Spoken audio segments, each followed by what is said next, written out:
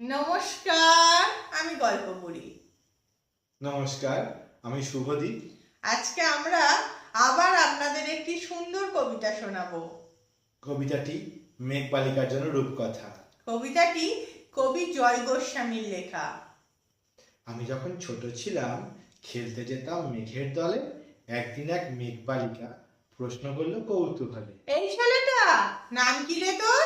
আমি বললাম ফুসমন্তর। মেঘবালিকা রেগেই আগুন।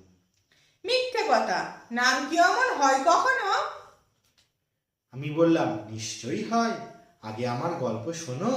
সে বলল শুনবো না যা, সেই তো রানী, সেই তো রাজা, সেই তো একই ঢাল তরোয়াল, সেই তো একই রাজার কুমার পক্ষীরাজে। শুনবো না, ওসব বাজে। আমি বললাম তোমার জন্য নতুন করে লিখবো তবে। সে বলল সত্যি লিখবি? বেশ, তাহলে মস্ত করে লিখতে হবে, মনে থাকবে, আর লিখেই কিন্তু আমায় দিবি। আমি বললাম তোমার জন্য লিখতে পারি এক পৃথিবী। লিখতে লিখতে লেখা যখন সবেমাত্র 2-4 পাতা, হঠাৎ তখন ভূত চাপলো আমার মাথায়। খুঁজতে খুঁজতে চলে গেলাম ছোটবেলার মেঘের মাঠে। গিয়েই দেখি চেনা মুখ তো একটিও নেই এ তল্লাটে। একজনকে মনে হলো ওরই মধ্যে অন্যরকম। এগিয়ে গিয়ে বলি তুমি কি সেই মেঘবালিকা? তুমি কি সেই?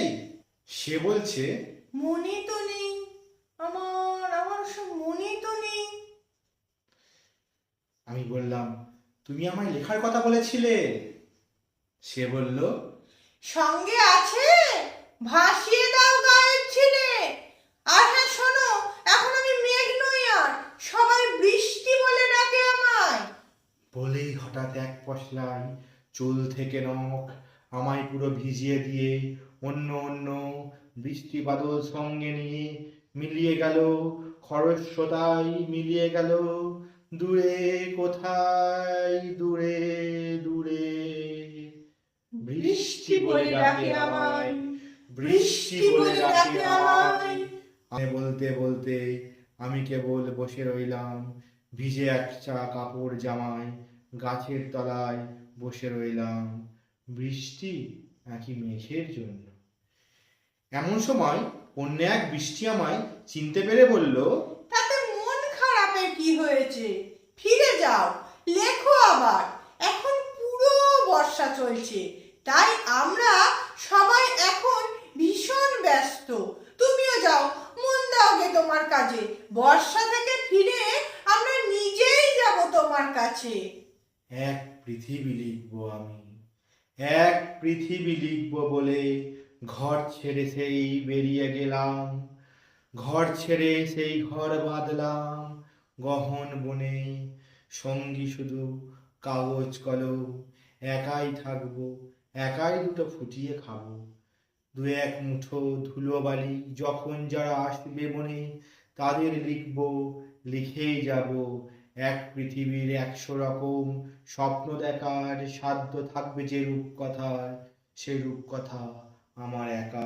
ঘাড় গুঁজে দিন লিখতে লিখতে, ঘাড় গুঁজে রাত লিখতে লিখতে, মুছেছে দিন মুছেছে রাত। যখন আমার লেখার হাত অসাড় হলো, মনে পড়লো সাল কি তারিখ বছর কি মাস, সেসব হিসেব আর ধরিনি। লেখার দিকে তাকিয়ে দেখি এক পৃথিবী লিখবো বলেও একটা খাতাও শেষ করিনি।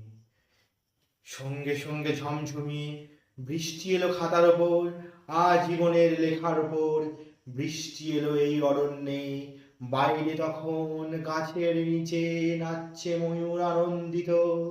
এ গাছ ও গাছ উড়ছে পাখি, বলছে পাখি এই অরণ্যে কবির জন্য আমরা থাকি, বলছে ওরা কবির জন্য আমরা কোথাও, আমরা কোথাও, আমরা কোথাও হার মানিনি। কবি তখন কুটির থেকে তাকিয়ে আছে অনেক দূরে।